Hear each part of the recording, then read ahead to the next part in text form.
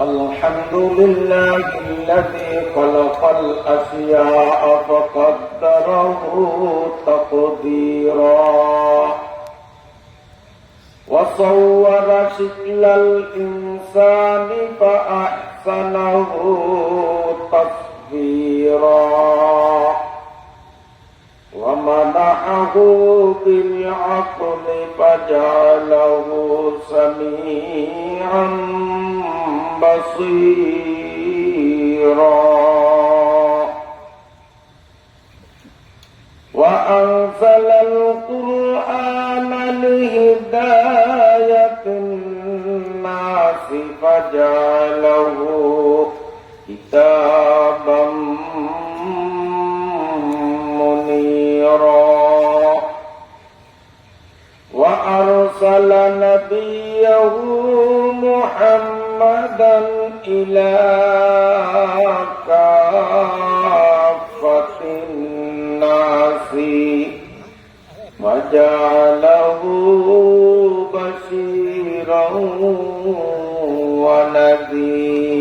ونذيرا وداعيا إلى الله بإذنه وسراجا وقمرا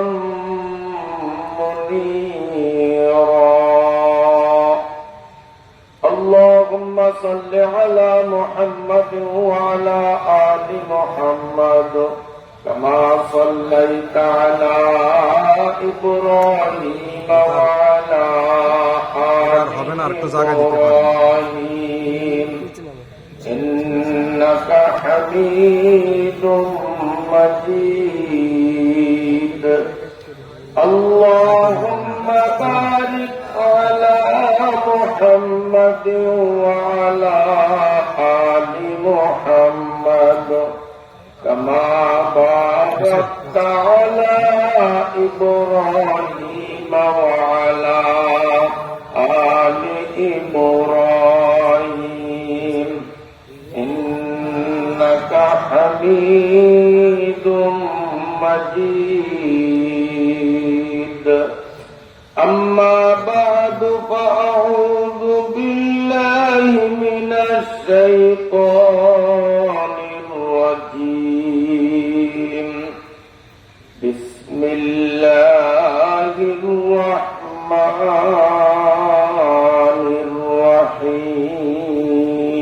الرحيم إن الذين قالوا ربنا الله ثم استقاموا تتنزل عليهم الملائكة ألا تخافوا ولا تحزنوا وأبشروا بالجنة التي كنتم توعدون نحن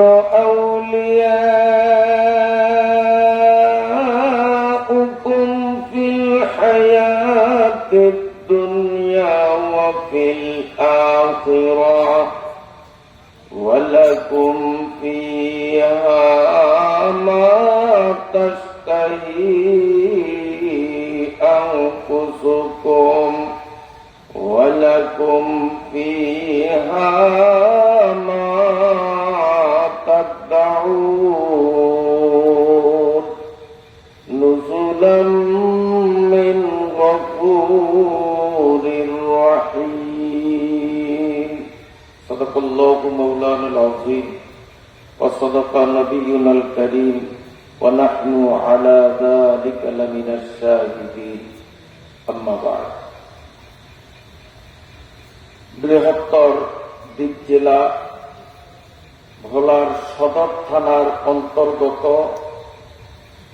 বাপ্তা ইউনিয়নের চাষরায় বদরুদ্দিন হাওলাদার বাড়ি জামি মসজিদ ময়দানে আসুফা যুব তাফসীর কমিটির উদ্যোগে আয়োজিত আজকের প্রথম বার্ষিক তাফসীরুল কোরআন মাহফিলের শেষ অধিবেশনের সম্মানিত সভাপতি, উপস্থিত সম্মানিত মুরব্বীগণ, বিভিন্ন স্থান থেকে আগত নবীন প্রবীণ সর্বস্তরের সর্ববয়সের সম্মানিত সুধী মণ্ডলী, দিনী ভাইয়েরা, পর্দার আড়ালের সম্মানিতা মায়েরা, বোনেরা ও মেয়েরা, আমি আপনাদের সামনে পবিত্র কোরআনুল কারীম থেকে মাত্র একখানা আয়াত তেলাওয়াত করেছি। আল্লাহ রাব্বুল আলামিন যদি তৌফিক দান করেন, তিলাওয়াতকৃত আয়াতের শাব্দিক অর্থ তৎসঙ্গে প্রাসঙ্গিক ব্যাখ্যা সম্বলিত আলোচনা আপনাদের খিদমতে উপস্থাপন করার দৃঢ় মনোনিবেশ করলাম ইনশাআল্লাহ তাআলা। প্রথমেই মহান আল্লাহ রাব্বুল আলামিনের পাক দরবারে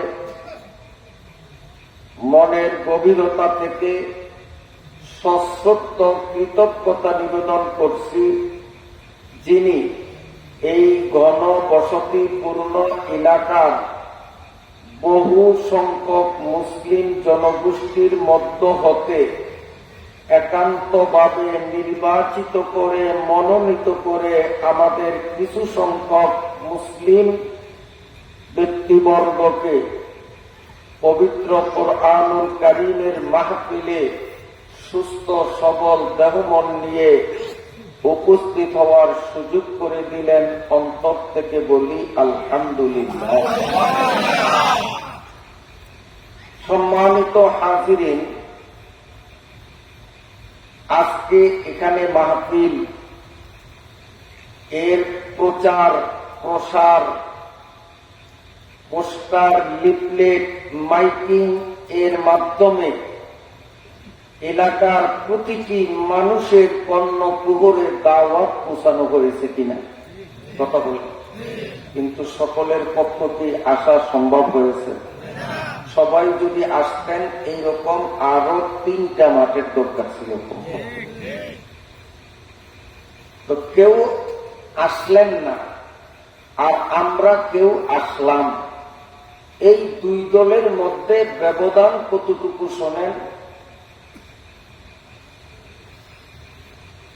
রাসূলুল্লাহ সাল্লাল্লাহু আলাইহি ওয়াসাল্লামের ঘোষণা। আজকে এই বাত্তার চাষরা বদরুদ্দিন হাওলাদার বাড়ির মসজিদের এই মাহফিলে যারা সশরীরে উপস্থিত হয়েছেন, মাহফিলের প্যান্ডেলের মধ্যে ঢুকেছেন, এই প্যান্ডেলে ঢুকার সাথে সাথে বসার আগে আগেই আল্লাহ আপনাদেরকে 3টা পুরস্কারে ধন্য করেছেন। আর যারা বাড়িতে বসে, দোকানের টেবিলে বসে, তেমাতায় চৌমাতায় অবস্থান নিয়ে যতই মনোযোগের সাথে বয়ান শুনুক না কেন, মাহফিলের বেষ্টনীতে না আসার কারণে 3টা পুরস্কারের একটাও তাদের ভাগ্যে জুটবে না। আমরা যারা মাহফিলের বেষ্টনীতে আসলাম, শামিয়ানার নিচে জায়গা নিলাম, কয়টা পুরস্কার? 3টা।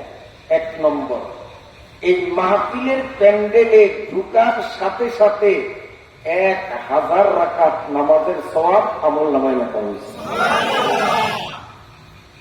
বয়ান আপনারাও যা শুনছেন, আউট অফ প্যান্ডেল অবস্থান নিয়ে বাড়ি ঘরে রাস্তায় দোকানে বসে যারা বয়ান শুনছেন, একই কথা শুনবেন, শোনায় ব্যবধান হবে না। কিন্তু আপনারা 1000 রাকাত নামাজের সওয়াবের মালিক হয়ে গেলেন, ওনারা তো 1 রাকাতে রইতে পারলেন না। তো আল্লাহ তাআলা এই মাহফিলের মধ্যে আমাদেরকে আসার সুযোগ করে দিয়ে এর বরকতে 1000 রাকাত নামাজ পড়ার সওয়াব আমাদেরকে দিয়েছেন। আপনারা খুশি না বেজার? অন্তর থেকে বলুন আলহামদুলিল্লাহ। কত রাকাত? তারাবি নামাজ 20 রাকাত, তাও না তাই না কুলহু আল্লাহ দিয়া গ্রামে পড়ে সূরা তারাবি, তাও তো কত মানুষ এশার নামাজ পড়েই বেরিয়ে যায়। এত নামাজ কেমনি পড়ে? আর 1000 রাকাত নামাজ একদিন পড়ে দেখেন মজাটা কেমন লাগে। সম্ভবই হবে। শুধু প্যান্ডেলে ঢুকার সাথে সাথেই যিনি ঢুকছেন তাকেই 1000 রাকাত নামাজের সওয়াব দেওয়া হবে। 2 নম্বর, 1000 রুগী দেখার সওয়াব প্রত্যেকের আমলনামায় লেখা হয়ে গেছে। কতজন? 100 না, 1000 রুগী দেখার সওয়াব। এখন রুগী দেখলে কি সওয়াব, আগে তো সেটা বুঝতে হবে। তাইলে না 1000 রুগীর সওয়াবটা কি এটা বোঝা সম্ভব। রাসূলুল্লাহ সাল্লাল্লাহু আলাইহি ওয়াসাল্লাম ইরশাদ করেন, যখন কোন মুসলমান অপর অসুস্থ মুসলমানকে দেখার জন্য রুগ্ন ব্যক্তিকে একটু দেখবে, সান্ত্বনা দিবে, এজন্য যখন ঘর থেকে রওনা দেয় 70,000 ফেরেশতা এই লোকটার জন্য দোয়ায় বসে পড়ে 12 ঘন্টা পর্যন্ত তাদের দোয়া অব্যাহত থাকে। স্মরণ রাখতে হবে কয়জন ফেরেশতা? 70,000। কত টাইম দোয়া করবে? 12 ঘন্টা। 70,000 ফেরেশতার 12 ঘন্টা ব্যাপী দোয়া ওই ব্যক্তি পায় যেই ব্যক্তি কয়জন রোগী দেখতে যায়? একজন। এখন বাড়ি গিয়ে চিন্তা করবেন নিরিবিলি, একজনে যদি এত সওয়াব, তো 1000 রোগী যদি কেউ দেখে তো কত ফেরেশতার কত ঘন্টা সওয়াব পাবে। আল্লাহর ফজলে এই মাহফিলে ঢুকার সাথে সাথেই কতজন ফেরেশতার দোয়া আমাদের জন্য এখন চলমান হয়ে গেছে। দোয়া চলতে আছে। আমরা কেউ ওয়াজ করবো, কেউ শুনবো, এরপরে বাড়ি গিয়ে ঘুমাবো, কিন্তু ওই ফেরেশতাদের দোয়া আমাদের জন্য চলতে থাকবে। আলহামদুলিল্লাহ।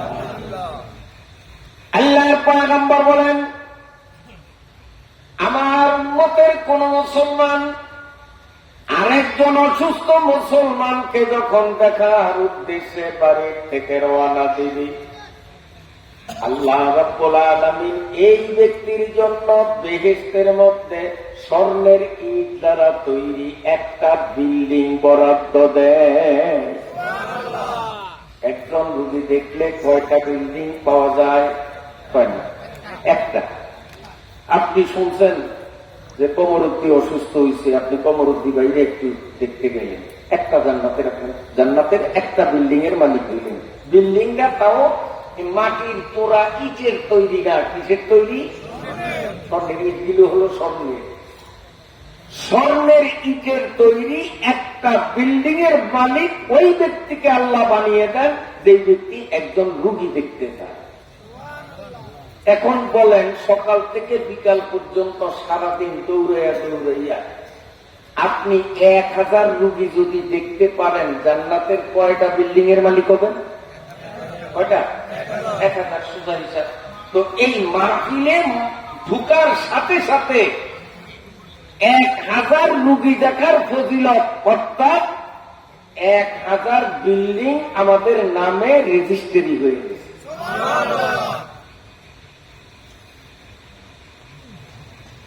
1 নম্বর 1000 রাকাত নামাজ, 2 নম্বর 1000 রুগী দেখার ফজিলত, 3 নম্বর 1000 মুর্দা মুসলমানের জানাজা পড়ার সওয়াব। যারাই মাহফিলে ঢুকলাম প্রত্যেকের আমল নামায় লেখা হলো, আমরা যেন আজকে বদরউদ্দিন আওলাদার বাড়ির মসজিদের মাহফিলে আসি নাই, আমরা যেন 1000 মরা মানুষের জানাজা পড়ব। আল্লাহ পাকের নবী বলেন, কোন মুসলমান যদি মৃত্যুবরণ করে আর জীবিত মুসলমান গিয়ে যদি এই মরা মানুষটার জানাজা পড়ে, নবী বলেন একটা জানাজা পড়ার কারণে এক উহুদ পাহাড় পরিমাণ সওয়াব তাকে দেওয়া হবে। আমি নিজে দেখছি উহুদ পাহাড় পাশে গিয়া এইভাবে তাকাইলাম, ওই পাহাড়ের পাশ প্রস্থ যে কতটুক তাই আমার চোখে মালুম হয়, তাইলে লম্বা আরো কত বেশি। শুধুমাত্র একটা পাথর আল্লাহ বসে রাখছেন, এক পাথরে এক পাহাড়। আমার ভাইরা বাবাজিরা, এত বড় একটা পাহাড় যদি মাটির থেকে কোনো মতে উত্তোলন সম্ভব হয়, আর এই পাহাড়টাকে যদি দাঁড়িপাল্লার এক পাল্লাতে চড়িয়ে দেন, আর এক পাল্লার মধ্যে নেকি আর সওয়াব দিয়ে দাড়ি সোজা করতে যেই পরিমাণ নেকি দিতে হবে, একটা জানাজা পড়লে ওই পরিমাণ নেকি তাকে দেওয়া হয়। কত 20 কেজি, 25 কেজি, 200-400 কেজি। ওরে দুনিয়ার কম্পিউটারেও হিসাব দিতে পারবে না, ওর ধারণ ক্ষমতায় কুলাবে না, কারণ পাহাড়টা তো আমি নিজে দেখে আসছি। ওর পাশ যে কত তাই চোখে নির্ণয় করা যায় না, লম্বা কত, উঁচা, এইভাবে তাকাইতে হয়। এই পাহাড়টা যত কেজি যত গ্রাম ওজন হবে তা আল্লাহই ভালো জানেন যে কত তার ওজন। এই পাহাড়ের ওজন সম পরিমাণ নেকি ওই ব্যক্তি পাবে যে একজন মরা মুসলমানের জানাজার কাতারে দাঁড়ায়। আমার ভাইরা বাবাজিরা, এক জানাজায় এক উহুদ পরিমাণ সওয়াব পাওয়া গেলে 1000টা জানাজা যদি আজকে সকাল থেকে নিয়ে সন্ধ্যা পর্যন্ত আমরা পড়তে পারতাম, 1000 উহুদ পাহাড় সম পরিমাণ সওয়াব পাইতাম, ঠিক কিনা? এই মাহফিলের প্যান্ডেলে যিনি ঢুকলেন তার আমল নামায় ঢোকার সাথে সাথে 1000 উহুদ পাহাড় সম পরিমাণ নেকি জমা হয়ে গেছে। ইবাদত বজরে বাজুয়ে নিস্ত কানা বক্সাদ খোদায়ে বকশিন্না। আল্লাহ রাব্বুল আলামিন দয়া পরবশ হয়ে আমাদের যাদেরকে তৌফিক দিয়েছেন, শক্তি সামর্থ্য দিয়েছেন, মাহফিলে আসার মানসিকতা ভিতরে সৃষ্টি করে দিয়েছেন, আমরা আসতে পারলাম, সেই আল্লাহ রাব্বুল আলামিনের দরবারে আরো একবার শুকরিয়া জানাই, বলুন আলহামদুলিল্লাহ। এই মাহফিলে আইসা আমরা ঠগলাম না জিতলাম? وقال النبي صلى الله عليه وسلم من طلب العلم فأدركه كان له كفلان من الأجر ومن لم يدركه كان له كفل من الأجر। সুবহানাল্লাহ। এই যে সুবহানাল্লাহ বলছেন, ফাঁকে ফাঁকে কয়েকজন বলেন, স্বপ্ন রইলেন, আমি লক্ষ্য করছি। আর যারা বলছেন তাও মন মরা দিয়া বললে লাভ হয় না লোকসান হয় কে জানে। হুজুরে কইছে আমরা একটু সুবহানাল্লাহ কই, আসলে মনের তৃপ্তি কত দূর আছে আল্লাহই জানে। রাসূলুল্লাহ সাল্লাল্লাহু আলাইহি সাল্লামের ঘোষণা মতে আজকে পাটনা কাসরা বদরউদ্দিন হাওলা দরবারের মসজিদের মাহফিল যতক্ষণ পর্যন্ত চলবে, এই মাহফিলের বক্তা, শ্রোতা, সভাপতি নির্বিশেষে মাহফিল চলমান থাকা অবস্থায় মুখ দিয়ে যদি একবার সুবহানাল্লাহ বলে তার খাতার মধ্যে 49 কোটি সুবহানাল্লাহ লেখা হবে। এই আবার 49 কোটি জমা হয়ে গেছে। এই কয়েকজনের আরো 49 কোটি জমা হয়েছে, সবাই রয় না, যে বলছে তারটাই হয়েছে। সুবহানাল্লাহ। তো মাহফিলে আইসা লাভ হইল না তো? আসলে লাভ হয়েছে, বিশ্বাস হয়তো। আমার নবী জীবনে কোনদিন মিথ্যা কথা বলেন, নবীর মুখে মিথ্যা কথা জীবনে ছোট্ট শিশু যখন ছিলেন তখনও কোনদিন বের হয় না।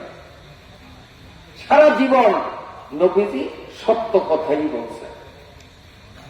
সেই নবী যখন ঘোষণা করেছেন মান খরাজা ফি তালাবিল ইলমি ফাহুয়া ফি সাবিলিল্লাহ, ওয়াজ মাহফিলের শ্রোতারা, তাফসীর মাহফিলের শ্রোতারা সব আল্লাহর রাস্তার মেহমান।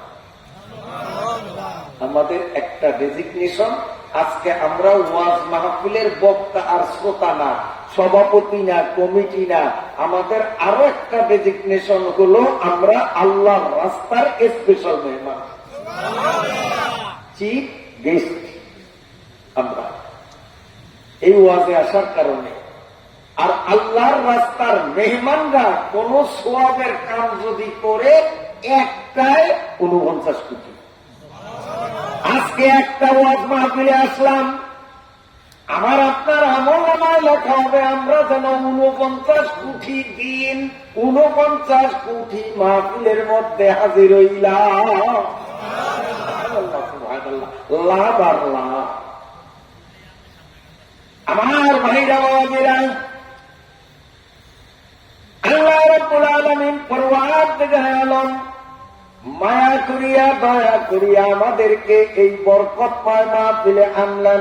এই মাহফিলের ফজিলত সম্পর্কে আমার নবী বলেন, মান খারাজা ফি তালাবিল ইলমি ফাআদরাকাহু কানা লাহু কিফলানি মিনাল আজর ওয়া মান লাম ইউদরিকুহু কানা লাহু কিফলুম মিনাল আজর। এই মাহফিলে আসাতে আমাদের লাভের জোয়ারটা কেমন দেখেন। আমার নবীর এই হাদিসের আলোকে স্পষ্ট প্রতীয়মান। আজকে আমি যেই কথাগুলো কোরআন হাদিসের দৃষ্টিভঙ্গিতে আলোচনা করব, আমার আগে নুরুল আলম ফয়জী সাহেব, তার আগে হযরত মাওলানা ফখরুদ্দিন সাহেব, এই তিনজন মিলে আমরা যতগুলো কথা কোরআন হাদিসের দৃষ্টিকোণ থেকে ইলমের বাণীগুলো বললাম, যতটা কথা আপনারা মুখস্থ রাখতে পারবেন, প্রতিটা কথার বিনিময়ে আমল নামায় ডবল ডবল সওয়াব লেখা হবে। আর আমরা বলে গেছি, আপনারাও শুনছেন, মনে রাখতে পারেন নাই। সব কি মনে রাখতে পারবেন? আমি তো মনে রাখতে পারবো না। আমার যদি বয়ান শেষ করার পরে আবার বসে দেন যে হুজুর যা বয়ান করছেন হুবহু তাই আবার বলতে হবে, অনেক কথা আমি বলতে পারবো, আপনাদেরটা বাদই দিলাম। পারবেন আপনারা? সম্ভব না, অনেক কথাই আমরা ভুলে যাব। আমার নবী বলেন, বক্তার মুখ থেকে যে কথাগুলো উচ্চারিত হলো, শ্রোতা মণ্ডলীদের যতটা কথা স্মৃতিপটে ধারণ করতে পারবে, প্রতিটা কথায় দ্বিগুণ দ্বিগুণ সওয়াব পাবে। বক্তা বলে গেছে, শ্রোতা শুনছে, মনে রাখতে পারে নাই, ওই ভুলে যাওয়া প্রতিটা কথার বিনিময়ে একটা করে নেকি দেওয়া হবে। তাহলে মনে রাখতে পারলেও লাভ, ভুলিয়া গেলেও লাভ। তো লাভ কোনটাই বেশি, বললে না মনে রাখলে? মনে রাখতে হইলে মনোযোগ দরকার আসেনি।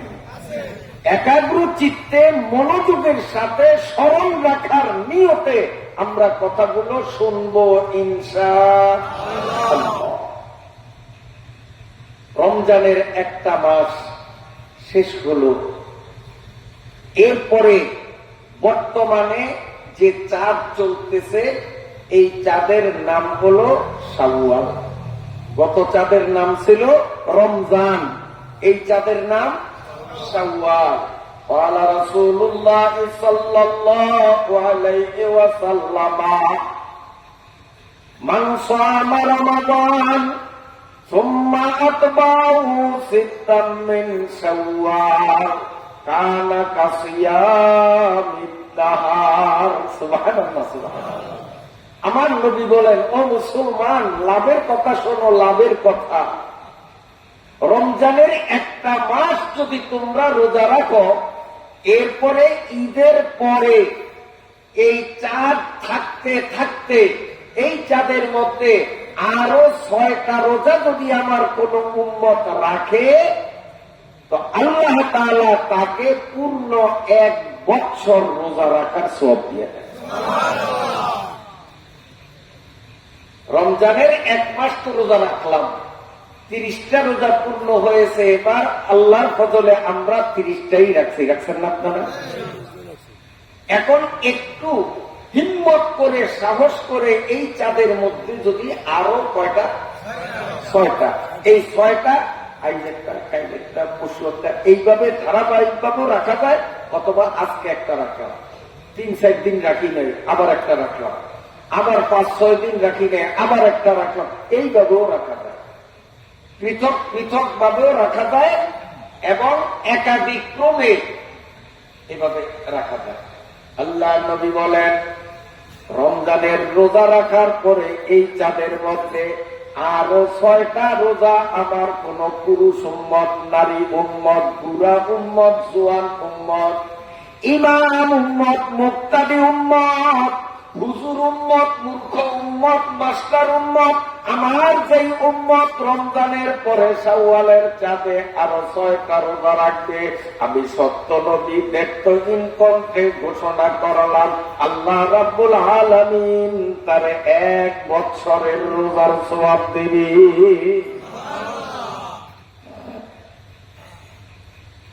আরবি ভাষা একটা কিতাব, কিতাবুল কালিয়ুবি, মিশর এলাকা আল্লামা শায়েখ শিহাবুদ্দিন রাহমাতুল্লাহ আলাইহি কর্তৃক লিখিত এই কিতাবুল কালিয়ুবির মধ্যে 6 রোজার ফজিলত বিষয়ে চমৎকার একটি ঘটনা উদ্ধৃতি দিয়েছেন। শুনতে চান আপনারা? বলবো, খুব মজা, খুব মজা, ছোট্ট ঘটনা কিন্তু খুব মজা। কিতাবুল কালিয়ুবির মধ্যে লেখে, জগৎ বিখ্যাত ওলি, তৎকালীন বিশ্বের একেবারে শীর্ষস্থানীয় বুজুর্গ আলিম হযরতে সুফিয়ানে সাউরি রাহমাতুল্লাহ আলাইহি বলেন, আমি একবার হজ করলাম। হজ যখন শেষ হয়ে গেল, আমার সঙ্গী সাথীরা সব স্বদেশ প্রত্যাবর্তন করলেও আমি সুফিয়ান গেলাম না। মনের তৃপ্তি মিটাইয়া আরো কয়েকদিন আল্লাহর ঘর তোয়াফ করার জন্য রয়ে গেলাম। আল্লাহর ঘর তোয়াফ করতে যে কি মজা, এটা যিনি তোয়াফ করছেন তিনি বুঝেন। অন্যদেরকে মুখের ভাষায় বুঝাবার শক্তি পৃথিবীর কারণে। যেমন রসের গোল্লা মিঠা না তিতা? মিষ্টি মিষ্টি, মিঠা না তিতা? এখন মিষ্টি যে কেমন মিঠা একই বক্তৃতা দিয়া বুঝান যাবে যে রসগোল্লাটা এইরকম মিঠা? বক্তৃতা দিয়া বুঝানোর শক্তি নাই। যদি রসের গোল্লা কেমন মিঠা বুঝতে হয় তো রসের গোল্লা মুখে দিয়া দেখো, ঠিক না? রসের গোল্লা মুখে দিলেই বুঝা যায় তার মধুরতার পরিমাণ কেমন। আল্লাহর ঘর কাবা শরীফ তোয়াফ করার মধ্যে যে কি এত তৃপ্তি, কি মজা, এটা পৃথিবীর কোন মানুষ বক্তৃতায় বুঝাইতে পারবে না। যিনি আল্লাহর ঘর তোয়াফ করেছেন কেবলমাত্রই তিনি বুঝেন মজাটা কেমন। আল্লাহ আল্লাহ। সাধারণত আল্লাহ পাকের সৃষ্টিগত বিধান, একটা পুরুষ আর একটা নারী যদি গায়ে এভাবে ঘেঁষাঘেঁষি করে, উভয়ের মধ্যেই একটা যৌন সুরসুরি আসবে। আমি যে বড় গলায় ওয়াজ করি, একটা 17 বছরের মেয়ে আমার এই চেয়ারে যদি আমার পাশে বসান, ওর গায়ের সাথে আমার এভাবে চাপ লাগে, আমার মধ্যেও যৌন উত্তেজনা আসবে। যেহেতু আমি রক্ত মাংসের মানুষ, কি বলেন, আসবে না? আল্লাহ, আমার ভাইরা, এটা সৃষ্টিগত বিধান।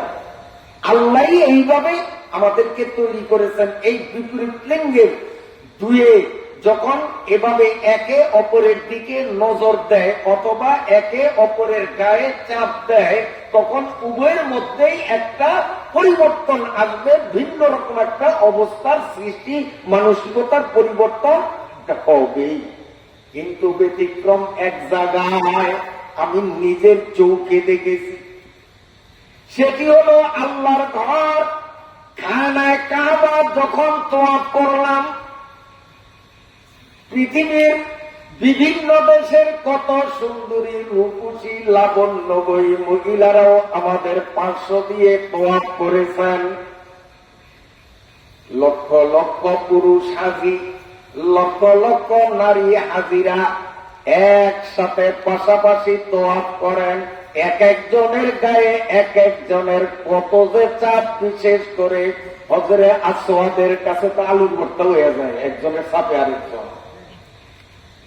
কত মহিলাদের শরীরে আমারও চাপ লাগছে, লক্ষ লক্ষ পুরুষ হাজিদেরও মহিলাদের গায়ে চাপ লাগছে, কারণ ভিড়ের প্রবলতার কারণে চাপ লাগবেই।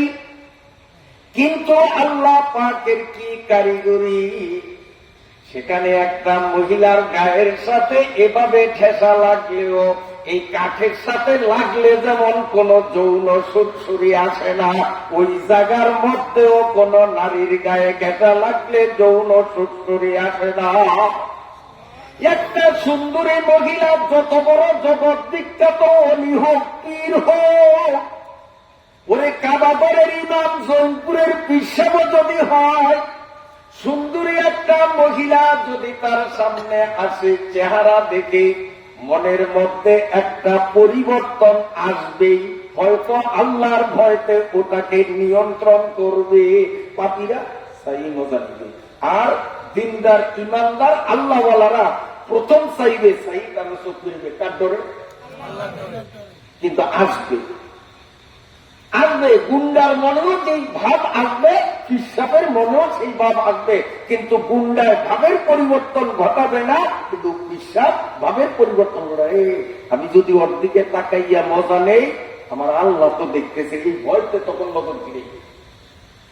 কিন্তু কাবা ঘরে যতদিন তোয়াফ করলাম, পৃথিবীর কত সুন্দরী সুশ্রী সুস্বাস্থ্যের অধিকারিণী লাবণ্যময়ী আকর্ষণীয় মহিলাদের সামনে পেছনে ডাইনে বামে দোতলায় তিনতলায় নিচতলায় লক্ষ লক্ষ মেয়ে লোক দেখলেও একটা মেয়ে লোক অন্য জায়গায় দেখলে যেই ভাব মনের মধ্যে পয়দা হয়, ওই জায়গায় ওই ভাব কোন মানুষের হয় না, আল্লাহই কন্ট্রোল করে। আমার বাইরে বাবাজিরা, আমি আল্লাহ রাব্বুল আলামিনের কাছে দোয়া করি, আপনি যতজন হাজির সাথে আলাপ করবেন, 50 বারো যদি হজ কইরা থাকে, আর যদি তারে বলেন হাজি সাহেব আর তো চাইতে মন চাই না, হাজি সাহেব তো না ভাই 50,000 করছি, আর কত চাই আর জানি না, এরকম করে বলুন, বদল করো ভাই, দোয়া করিস আল্লাহ নিয়ে আরেকবার একটু যাওয়ার তো হইতে মনটা ভরে হয়। কত 50 বার গেছে, এরপরে কোনো মনটা ভরে নাই। তো আপনারা যারা একবারও যান নাই, আপনাদের কি মনে চায় না পাঁচ জায়গায় যাওয়ার?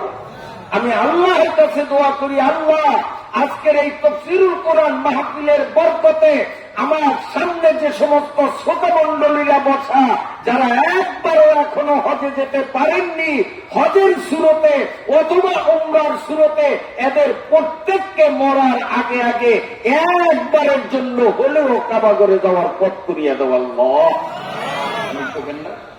আল্লাহ কবুল করলে বদলায়, রিক্সাওয়ালায় ঠেলাওয়ালায় যাইতে পারে, আর আল্লাহ যদি কবুল না করেন কুটিপতিও বিনা হজে কবরে যায়। আমাদের ভোলায় আছে রিক্সা চালায় কত আদি সাহেব, বদলা দেয় আদি সাহেব আমাদের এই ভোলায়। আবার আমি নাম জানি বলতে পারবো, নাম বলবো না, আমাদের এই ভোলা সদরের বহু কোটিপতি বড় বড় টাকার মালিক বিনা হজে কবরে গেছে। কয়েক ডজনের লিস্ট আমি দিতে পারবো, যাদের হাতে পায়ে ধরিয়া আমি অনেক ফুসলাইছি, হায়াত মৌতের গ্যারান্টি নাই, রুবি হজটা করেন এইটা না দেখি সামনে, শেষ পর্যন্ত বিনা হজেই কবরে গেছে। অথচ তার টাকার উপরে ঘুরে ঘুরতেছে, এত টাকা। তো আল্লাহ রাব্বুল আলামিন যদি আজকে তাফসীরুল কোরআন মাহফিলের বরকতে আমাদের এই দোয়াটা যদি কবুল করেন, আর আল্লাহ যদি আপনাকে হজে নেওয়ার ফয়সালা করেন, আপনি বদলা দেন আর রিক্সাওয়ালা হন আর খয়রাতি হন, আপনার মক্কা শরীফ যাওয়াতে হবে, এতে কোনো সন্দেহ নাই। আমি আবার আল্লাহর কাছে দোয়া করব, আল্লাহ আমি আপনার ঘরের বৈশিষ্ট্য এবং মর্যাদা নিয়ে আপনার বান্দাদের সামনে 2-4টা কথা বললাম। ও মাহবুব, এদের প্রত্যেকের মনের মধ্যেই আপনার ঘর তওয়াফ করার তীব্র আগ্রহ সৃষ্টি হয়েছে কিনা বলেন? আরে আল্লাহকে শুনান, আল্লাহর ফেরেশতাদেরকে শুনান, আল্লাহর ঘর তওয়াফ করার আগ্রহ মনে পয়দা হয়েছে না? ও আল্লাহ, তুমি মেহেরবানি করিয়া কবুল করো আজকের মাহফিলে যাদের তুমি আনলা। ও মাহবুব, আমরা যারা ভরে গেছি, মন ভরে নাই, আবারও যাওয়ার ব্যবস্থা করিয়া দাও। যারা এখনো একবারও যাইতে পারে নাই, অন্তত একবারের জন্য হলেও তুমি 5 জায়গায় যাওয়ার ব্যবস্থা করিয়া দাও। হযরতে সুফিয়ানে সাউরি বলেন, আমি হজ ব্রত পালন শেষে একা রয়ে গেলাম, আমার সঙ্গী সাথীরা সব নিজ দেশে ফিরে গেল। আমি প্রতিদিন জোহরের নামাজের পর আল্লাহর ঘর কাবা শরীফের তওয়াফ করতাম। সৌদি আরবের একেবারে গভীর গ্রাম থেকে এক বুড়ো ব্যক্তি প্রতিদিন আমার পাশে পাশে তওয়াফ করত। 1 দিন, 2 দিন, 3 দিন, এভাবে বেশ কয়েকদিন দেখতে দেখতে ওই বুড়িয়ার সাথে আমার পরিচয় হলো, খাতির হলো, বন্ধুত্ব হলো। হযরতে সুফিয়ান বলেন, বেশ দীর্ঘদিন পর্যন্ত 2 বন্ধু প্রতিনিয়ত জোহরের নামাজের পরে আল্লাহর ঘর তওয়াফ করি। কিন্তু একদিন আমার বন্ধুকে তওয়াফে আসতে দেখলাম না। আমি মনে মনে সিদ্ধান্ত নিলাম, নিশ্চয়ই হয়তো আমার বন্ধু মারাত্মক ভাবে অসুস্থ হয়েছে, নইলে কেন তওয়াফে আসলো না। কাজী বন্ধুকে দেখা আমার নৈতিক দায়িত্ব।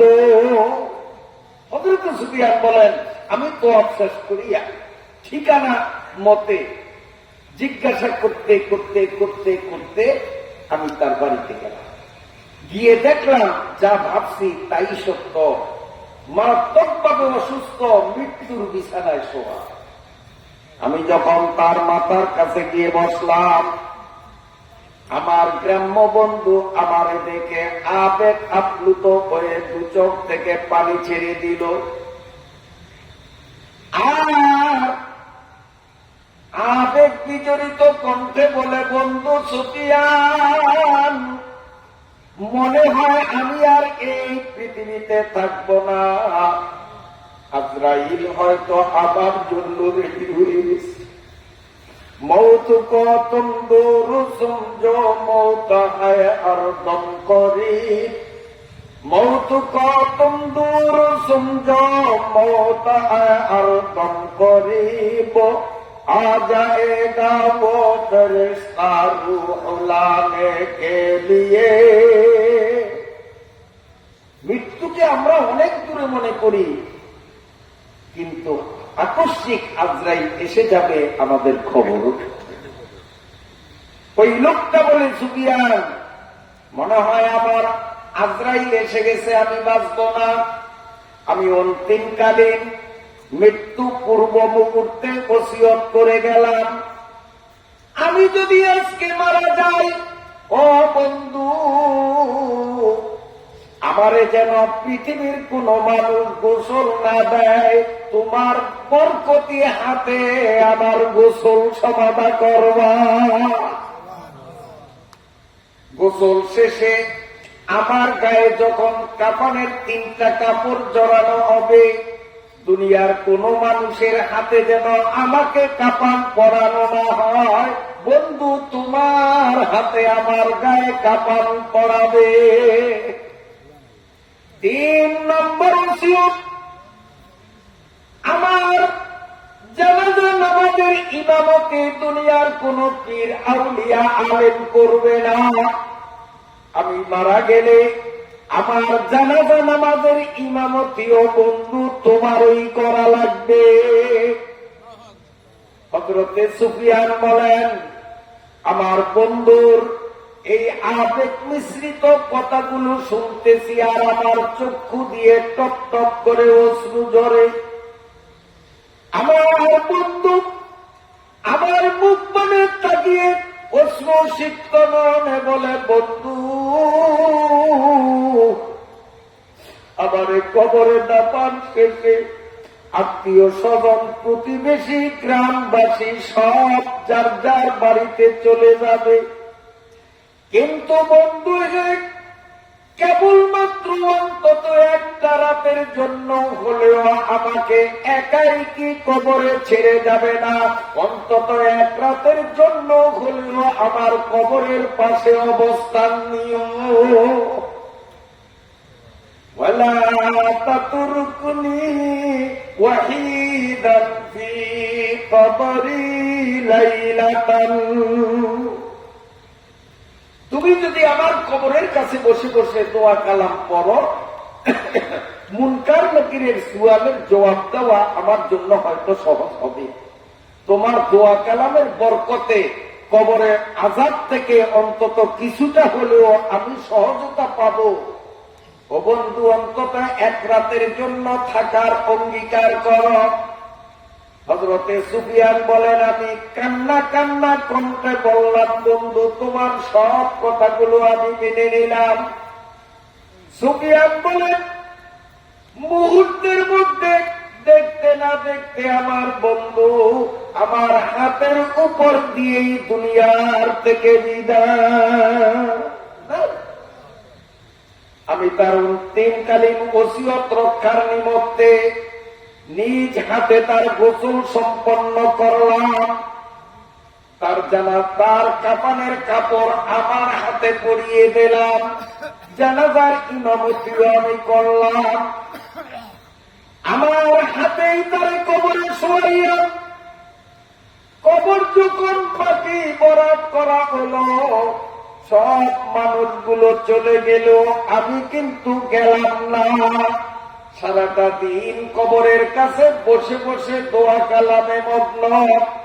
দিনের অবসানান্তে রাত্রির আগমন ঘটলে আমি একাই কি সেই কবরের কাছে রাত্রিকালীন অবস্থান করে আমি দোয়া কালাম করতেছিলাম।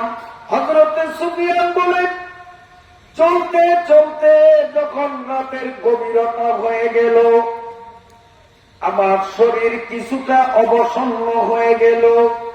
আমার দুটি চোখ তন্দ্রায় ঘুমে ভারাক্রান্ত হলো বটে, কিন্তু তখনও আমার কান দুটি সজাগ। আমি পুরাপুরি ঘুমন্ত না, আমি পূর্ণ মাত্রায় জাগ্রত না। ওয়ানা বাইনান নাওমি ওয়াল ইয়াকুম। কেউ কিছু বললে তা কানে শুনি বুঝি, কিন্তু চোখ দুটো খুলতে পারি না। চোখে ঘুম, কান সোজা। ঠিক এই অবস্থায় আমার কানে আওয়াজ আসলো, কে যেন আমাকে সম্বোধন করে বলেন, ইয়া সুফিয়ান লা হাজাতা ইলা তালকিনিক লিআন্না আনাসনাহু ওয়া লাব্বান্না। আল্লাহ আল্লাহ। হযরত সুফিয়ান বলেন, কানে আওয়াজ আসলো, কে যেন বলে, রে সুফিয়ান হুজুর কবরের কাছে বসিয়ে নিলেন কেন? আপনার এখানে বসিয়া কষ্ট করার দরকার নাই, চলিয়া যান। আপনার বন্ধুর মুনকার নাকিরের সুয়ালের জবাবের দায়িত্ব আমরা নিছি, সব সারিয়া ফেলাইছি, আপনি যাইতে পারেন। হযরত সুফিয়ান বলেন, আমি ডানে বামে অগ্রে পশ্চাতে উপরে নিচে সর্বদিকে তাকাইলাম, কে আমারে ডাক দিল, কিন্তু লা আরা সাথে আমি তারে দেখি না, কোন লোক দেখি না, কিন্তু কানে আওয়াজ পাইছি স্পষ্ট। তখন আমি ধারণা করলাম শয়তান বুঝি আমারে ধোঁকা দিছে। এই জন্য আমি তওবা ইস্তেগফার করলাম। তওবা ইস্তেগফার করিয়া আবার আমি বসিয়া দোয়া কালাম করি। পড়তে পড়তে যখন চোখে ঝিমানি আসলো, আবারও আগের কথাগুলি কানে আসলো। ইয়া সুফিয়ান লা হাজাতা ইলা তালকিনি লিআন্না আনাসনাহু ওয়া লাতান্না। ও সুফিয়ান, তোমার কষ্ট করতে হবে না, তুমি চলে যাও, তোমার বন্ধুর তালকিনের ব্যবস্থা আমরা সেরে ফেলেছি। হযরত সুফিয়ান বলেন, এবারও আমি সব দিকে তাকাইলাম, কিন্তু কারোরে দেখি না। মনস্থ করলাম শয়তান আমারে ধোঁকা দিছে। আমি আবার তওবা ইস্তেগফার করলাম, সুন্দর করে ওযু করলাম, 2 রাকাত নফল নামাজ পড়লাম। এরপরে আবার বন্ধুর কবরের কাছে বসে বসে দোয়া কালাম করি। আবার যখন চোখে একটু তন্দ্রার ভাব আসলো, সেই আগের কথাগুলি আমার কানে ভেসে আসলো।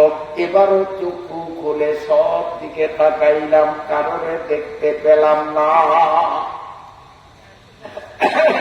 আমি তখন হাওয়ার মধ্যে প্রশ্ন করলাম, কে আমাদের সম্বোধন করলো? আহ্বানকারী কে? আমার দৃষ্টিতে না পড়লেও শূন্য স্থানে হাওয়ার মধ্যেই প্রশ্ন করলাম, কে তোমরা?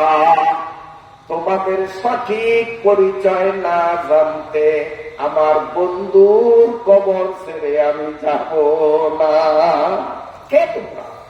আমি প্রশ্ন করলাম, আর খুব সজাগ দৃষ্টিতে তাকাইতেছিলাম আমার কথার জবাব কে দেয় তার একটু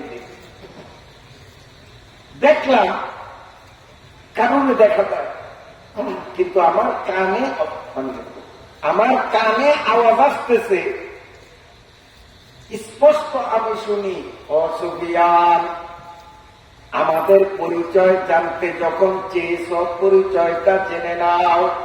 তোমার বন্ধু প্রতি বছর রমজানের সব কয়টা রোজা যথারীতি পালন শেষে ঈদ উদযাপনের পর এই চাঁদের মধ্যে আরো বাড়তি 6টা রোজা রাখত।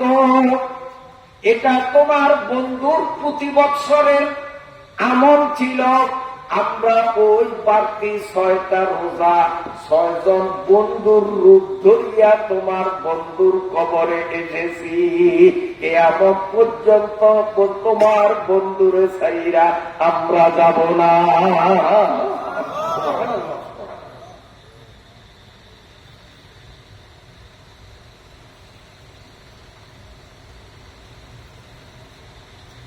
আলহামদুলিল্লাহ, পানিটা যে খাইছি দেখছেন নিয়ে মুখ লাগে শোনেন, খাইছি যে কেমনে খাইছি লক্ষ্য করছেন? আবার একটু বলবো।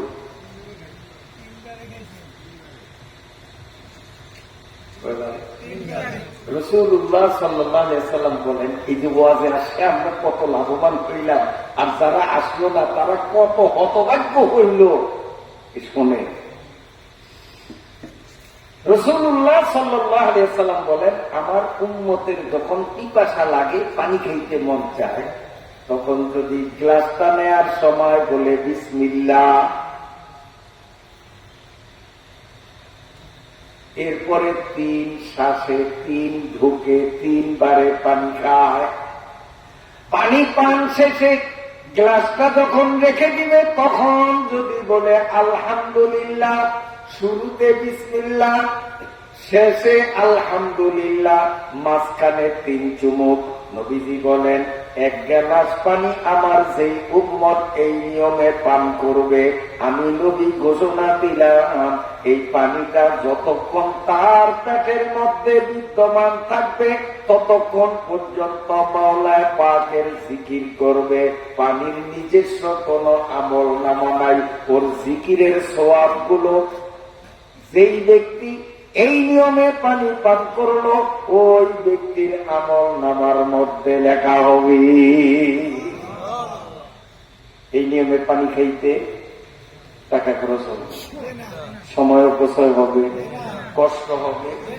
এই জন্য আমরা কি নিয়োগ করতে পারি যে এখন থেকে মৌত পর্যন্ত পানি যখন খাইবই এই নিয়মেই খাইব, এরকম একটা নিয়োগ করতে পারি তো ইনশাআল্লাহ। আল্লাহ তাআলা আমাদেরকে তৌফিক দান করে।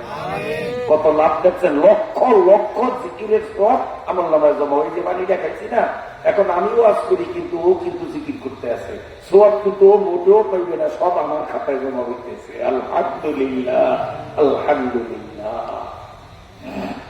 আল্লাহ মুহতারাম হাজিরিন, আমি যে আয়াত তিলাওয়াত করছি সেই আয়াতের বিষয়ভিত্তিক আলোচনা করার আগে আরো কয়েকটা জরুরি কথা আপনাদের সামনে বলতে চাই, যদি অনুমতি দেন। না কষ্ট হয় আপনাদের? বলবো, খুব খেয়ালে শুনে। আল্লাহ তাআলা আমাদেরকে যতগুলো ইবাদতের হুকুম দিয়েছেন, বিধান করেছেন, নিয়ম করেছেন, এই ইবাদতগুলি করলে সওয়াব না গুনাহ?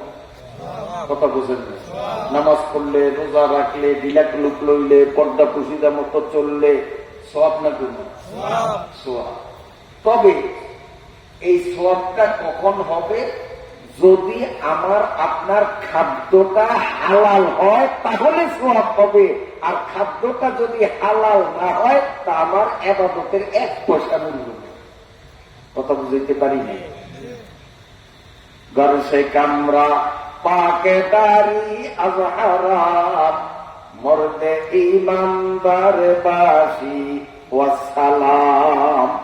খাদ্য খাবার যদি হালাল না হয় তো নামাজ রোজা তো দূরের কথা, ঈমানই তো থাকবে না, ঈমান নষ্ট হয়ে যাবে। আজকে আমরা বহু মানুষ নামাজ পড়তে পড়তে কপালে দাগ পড়াইয়া দিছি, 3 বার 4 বার 5 বার মক্কা শরীফও গেছি, দান খয়রাত করি, কিন্তু তারপরেও আমার ঈমান সঠিক রাখতে পারি নাই, যার কারণে আমার কোন ইবাদত মাওলার কাছে কবুল হয় না। তার কারণ আমরা হারাম খাদ্যে লিপ্ত। বলবেন কিভাবে? আমরা চুরি করি না, চিন্তাই করি না, পরের হক মারি না, তো হারাম খাইলাম প্রত্যেকে। করে চুরি করা যেমন হারাম, চিন্তাই করা হারাম, জায়গা জমিন খেলা বড় সওয়াব। আপনাকে তো সেই কাটি নাই, হ্যাঁ?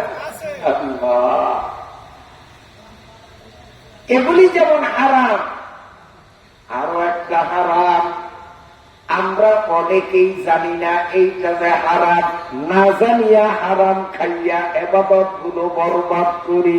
কোনটা? ব্রয়লার মুরগা খাইনি আমরা, সাদা ব্রয়লার কেমনে খান? ওই বাজার থেকে কিনেন, কিনার পরে ওইখানে জবা, ওইখানে এটারে মেশিনে পরিষ্কার করিয়া পলিথিন ভরিয়া দেয়, বাড়িতে আনেন আর খান। এরকমই তো আমি যা দেখছি।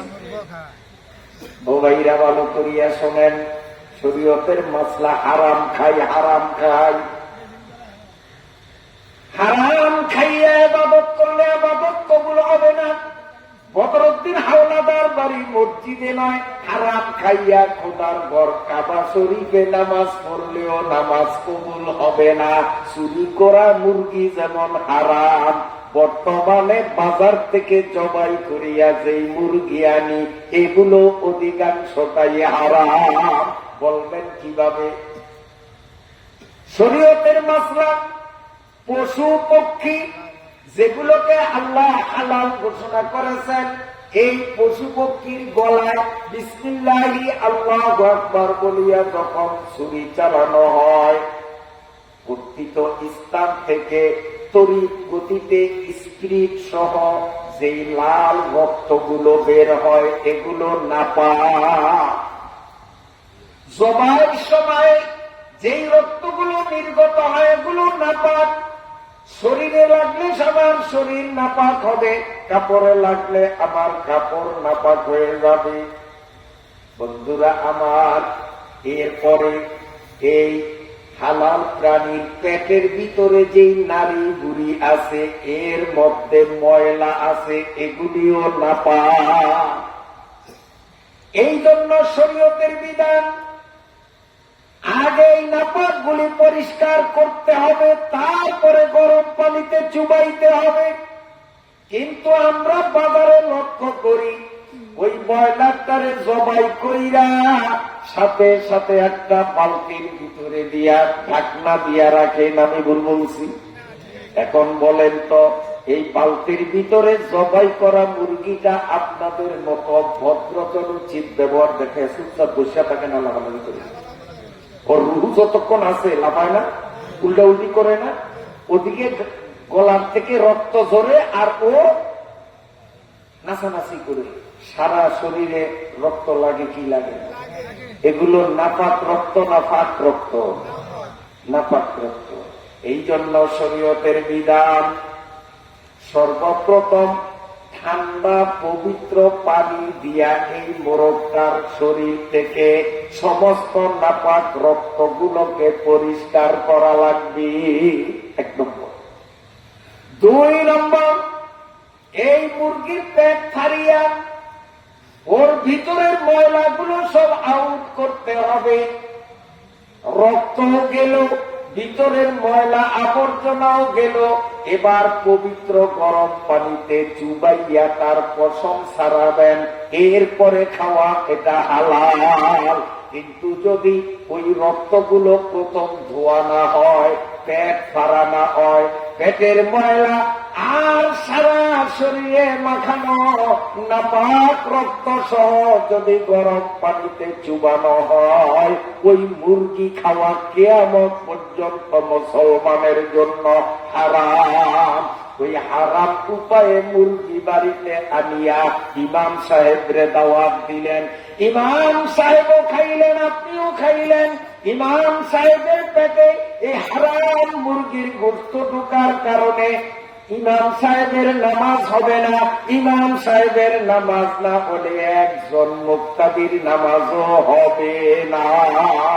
আমার পর্দার আড়ালের মায়েরা, হাঁস এবং কবুতরের বেলায় আপনারা সাবধান থাকবেন। আমি বহু জায়গা থেকে তথ্য নিয়ে আমি নির্ভুলভাবে জানতে পেরেছি, গ্রামগঞ্জের অধিকাংশ মহিলারা হাঁস জবাই করার পরে সর্বপ্রথম ঠান্ডা পানি দিয়া হাঁসের ওই নাপাক রক্ত পরিষ্কার করে না।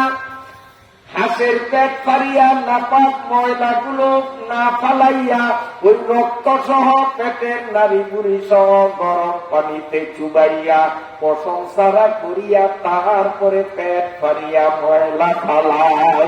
মাগো, ওই হাঁস কবুতর খাওয়া হারাম, ওটা ফেলে দিতে হবে, খাওয়া যাবে না। হালাল করার কোন উপায় নাই।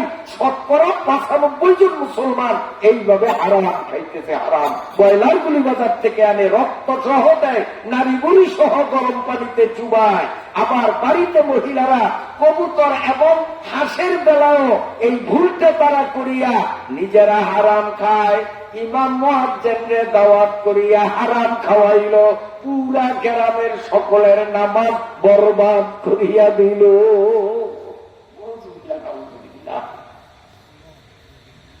বিরক্ত হয়েছেন আপনারা?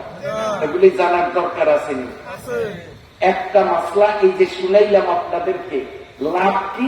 আমি বসার পর থেকেই খালি লাভের কথা শুনাইতেছি, এবারও শুনাই দিলাম।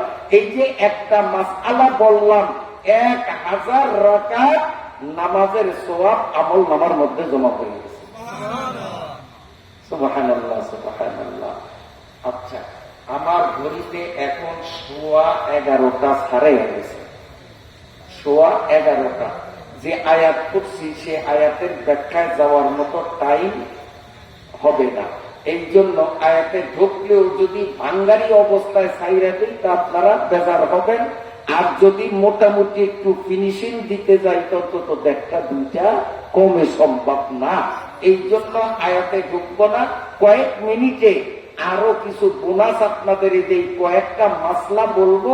প্রতিটা মাসলা বলবো আমি এবং আপনি উভয় পক্ষ 1000 রাকাত নামাজের সওয়াবের মালিক হয়ে যাবে। বলবো আরো 2-1টা মাসলা বলবো, তো খুব খেয়ালে শোনেন। যেহেতু মসজিদ উপলক্ষে মাহফিল, কাজে মসজিদ সংক্রান্তই বলবো মাসলাগুলো। আমার দিকে তাকান। আপনি মসজিদে আসলেন, জামাতে নামাজ পড়বেন, আইসা দেখেন ইমাম সাহেব মধ্যে, বাইরে থেকে রাস্তাতে দেখছেন যে ইমাম সাহেব রুকুর মধ্যে। তা আপনার তো এই কথা জানা আছে, আপনার তো জানা আছে যে